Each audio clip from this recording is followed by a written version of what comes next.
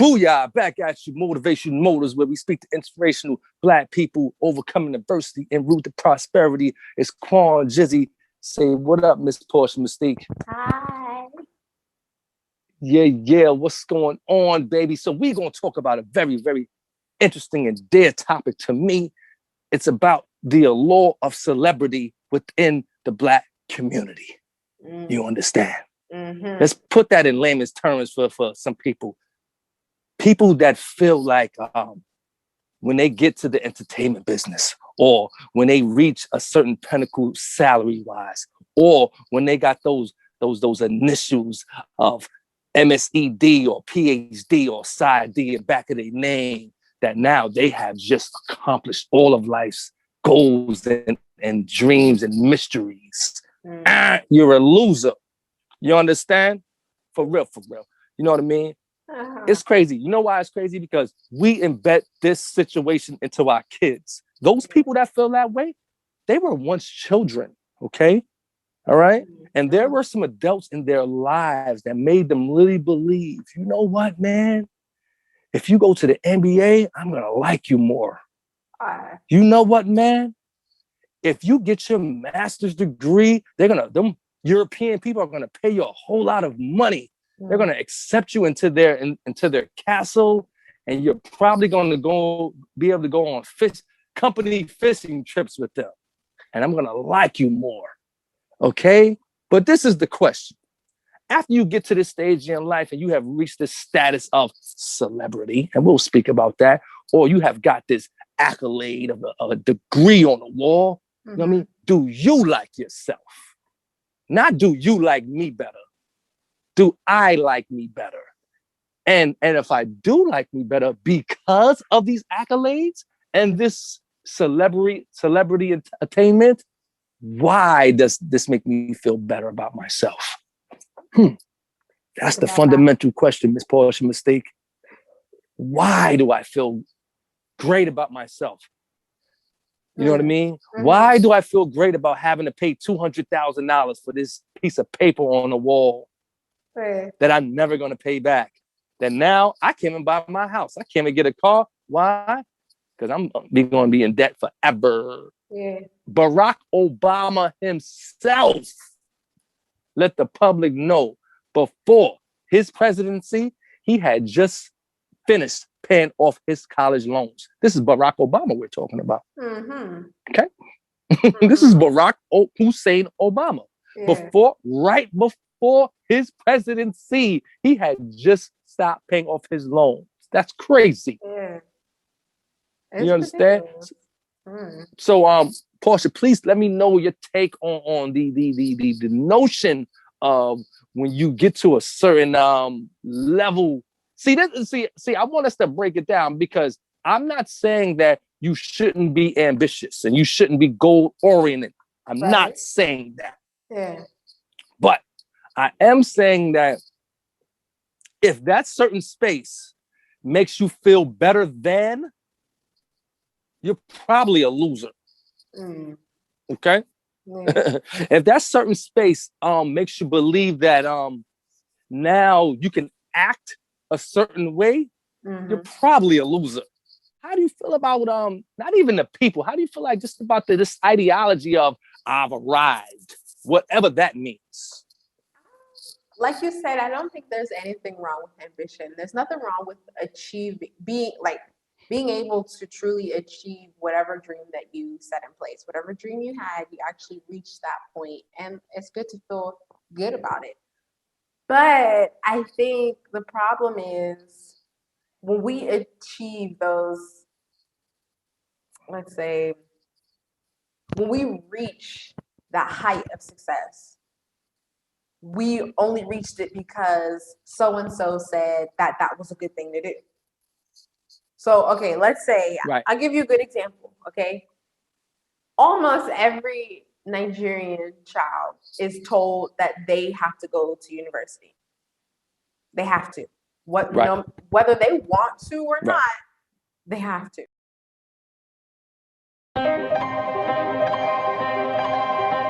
Gia, what's going on? It's your boy, Quan John, here reading Motivational Motives. It's a bona fide manuscript. It's a book of real life parables, quintessential quotes, and reasons to reflect. It can be purchased in Amazon, Target, Walmart, Barnes & Nobles, and over 40,000 international mom and pop shops. So get your copy, 100.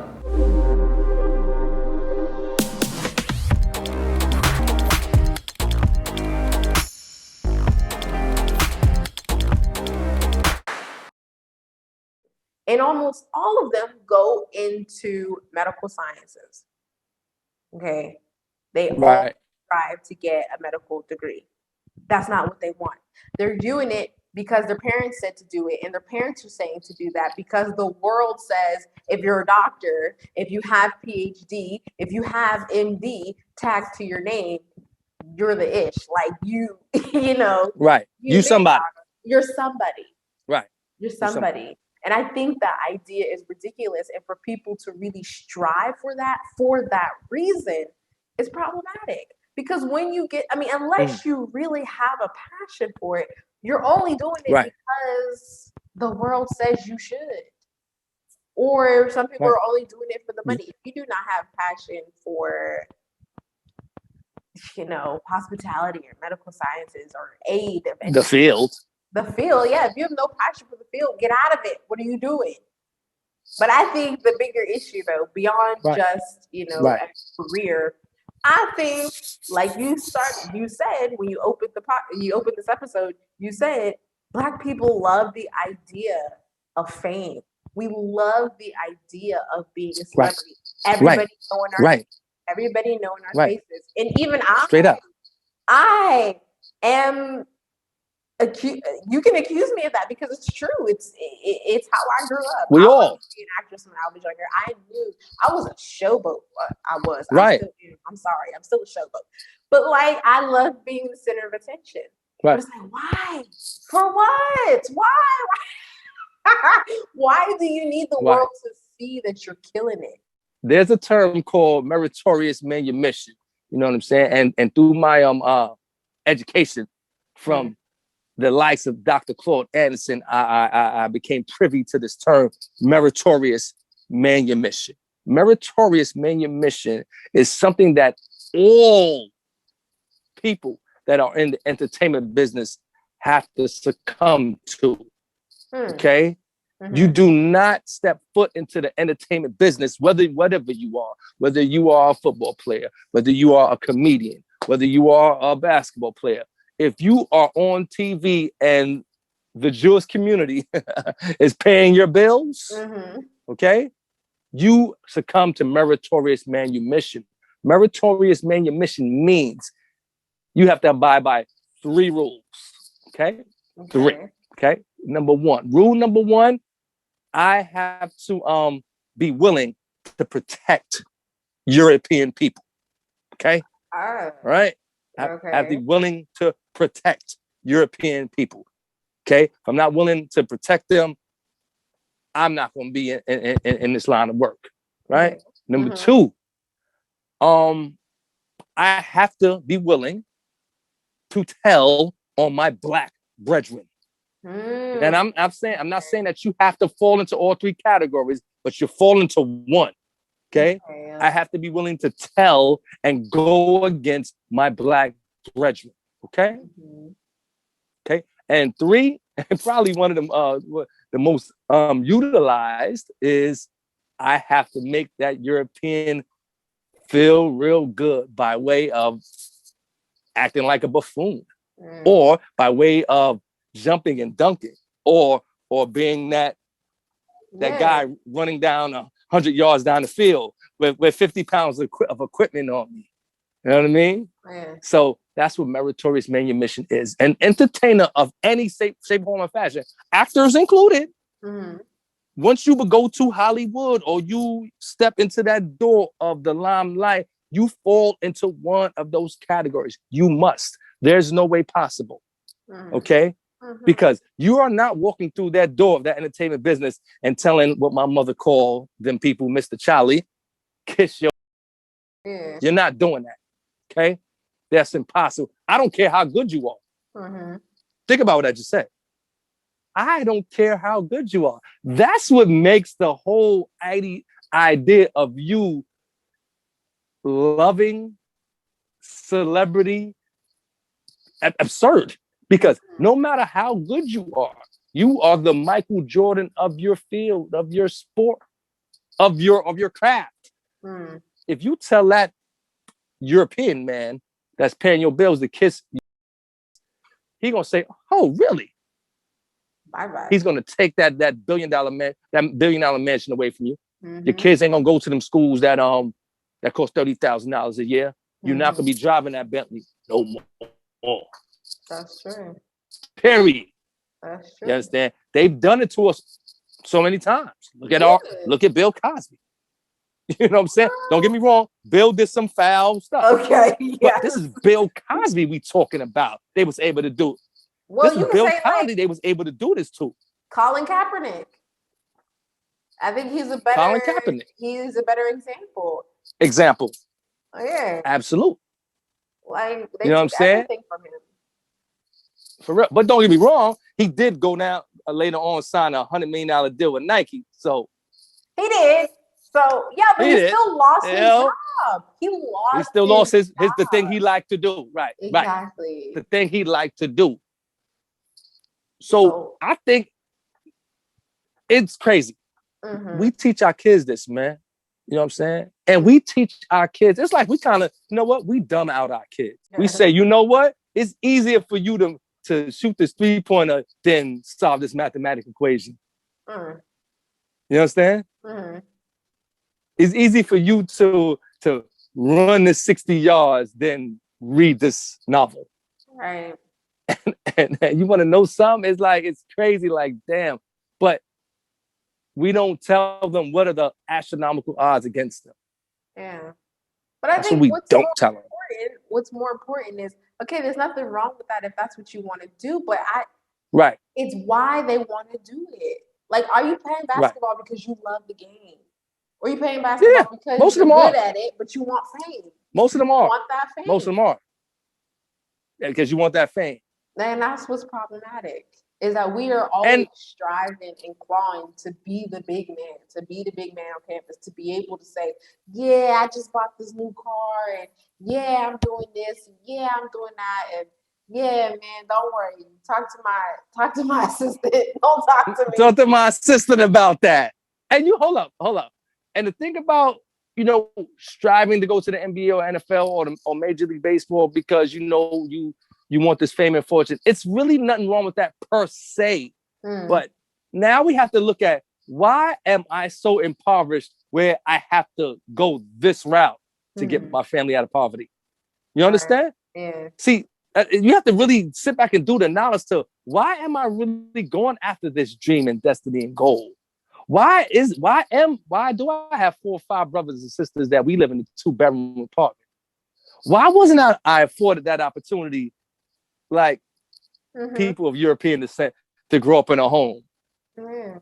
You understand? Yeah. This is the questions that the adults have to pose to these children. Right. You have to pose this to these children and not let them think, oh, okay, I'm just in this situation just because. No.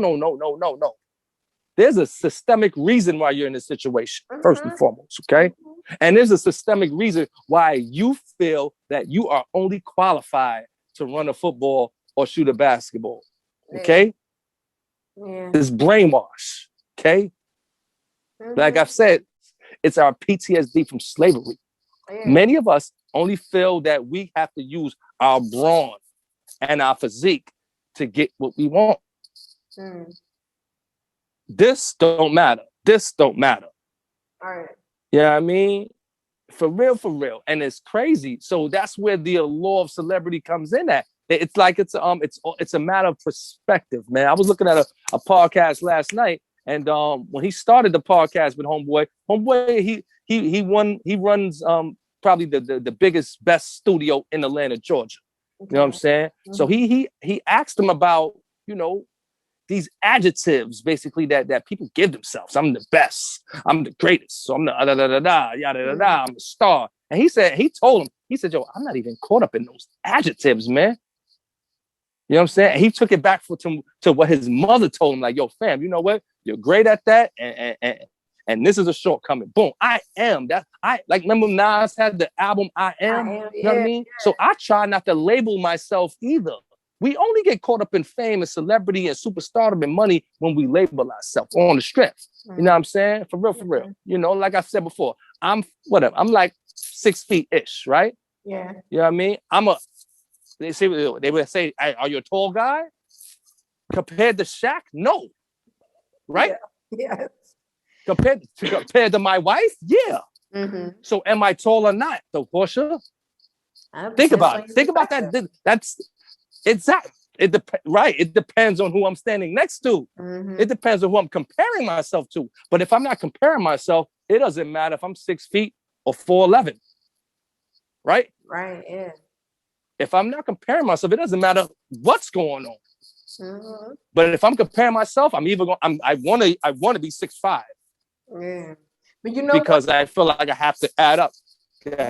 What's worse than comparing yourself to other people or whatever is when you do it and you're not even good. Like, I mean, you know, so many of us put on this facade, like we rock gold chains, good, well, we're going back to a 1-bedroom apartment with 5 people. Like, why straight are you up, straight up? Because you want what's wrong with you? You want to portray this idea that you want people to like you. Yeah, not necessarily. Most people don't care whether somebody likes them or not. They want people to envy. They want them to have some type of envy. Right. Envy. They That's want the word. Sorry. Yes, they want to make. They want to be jealous. envy. And I got people that are near and dear to me that would rather have Jordans on than $300 in their pockets. And I know they really don't know any better. Right. I know it. Like I told, we've spoken on this podcast. I grew up as a fortunate child, man. You know what I'm saying? I didn't want for nothing. So having material items aren't big to me. Right. And I know everyone wasn't afforded that same upbringing. However, you know what I'm saying? If I'm in a position to tell you how worthless these things are, because I've had all these things, okay? Right. Yeah. I'm in the position to tell you how worthless these things are because I've had all these things. You know what I'm saying? You only want these things so you can portray a certain image. Right. Okay. Exactly. These things they'll do nothing for you, man. You can't eat them. You can't pay your bills with them. They don't make your children happy. That's true. You understand? Yeah. You know what I mean? I remember I was like maybe 10 or 11 years old. And I remember being asked what was more important to me, to have name brand, whatever, like whether it's name brand shoes or name brand clothes, or clothes that I just thought were cute. And my answer was clothes that I thought were cute. I didn't personally care whether it was name brand or not. Right. And the person that asked me kind of looked at me like I was crazy for coming like you were crazy. Yeah, like I was crazy that I didn't care whether or not I had the Jordans because that was a great answer. Those tennis shoes right there look cute to me, and that's what I want to wear. But I was looked at like I was crazy for saying that I didn't want, not that I didn't want, but that I didn't choose the name brand. And I was a kid, and the person that asked me that was somebody that I'm supposed to look up to. So it's like, you're teaching me that I need to make brand name items important to me. Like that should be important to me. And it was like, at the time I thought, oh my gosh, you're right. I really should have chosen the Jordans over these no-name sneakers or whatever.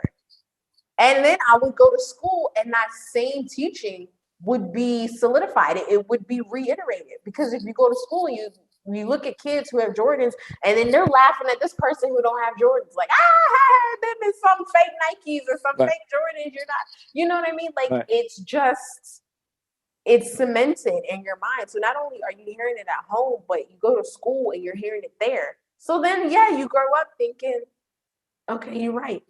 I should get the name brand. I should want the name brand because if I don't, they're going to make fun of me. Right. And if I don't, the people around me are gonna be looking at me like I'm crazy. So then I have to grow up thinking that. And it wasn't until I would say it wasn't until I was in like maybe 22, 23 where I was like, that's dumb. I was right when I was 11 or 12. You was right. You was a boss. Yeah. You had that boss mentality then. That's a boss mentality. Straight up and down. Crazy though. But like because parents that, I'm going to cut you off real quick, because parents that instill this mindset into their children, they're really ignorant. You know why? Because especially the Black parents that still listen to their kids' mindset, because it's like this. You are actually telling your children that they are worthless unless they take their few dollars because they don't have any money. They don't have any money. So if you don't have no money, your kids don't got no money. They are worthless if they don't take the few dollars that they have and put it into this white family's lineage. Because 9 times out of 10, this company that you are buying, that you are paying for, is a family business. You understand? Yeah. White owned, their families is getting money, and your little $200-300, one, they could care less about it, but they need it to build their fortune. Yeah.